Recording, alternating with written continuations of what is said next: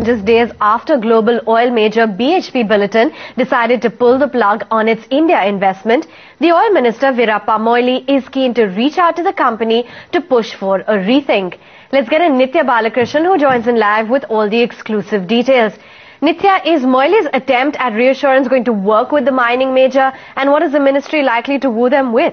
Avan, clearly the time is not most robust when it comes to investor sentiment into the oil and gas space, and this is something that the government has taken into cognizance, which is why what we're picking up from top government sources is that Veerappa Moily is likely to call representatives from BHP Billiton, from ONGC and GVK, the partners to BHP Billiton, in 6 blocks where BHP holds 26% stake, while GVK holds close to 74% stake in early November. The oil ministry basically seeks to extend an olive branch and reiterate that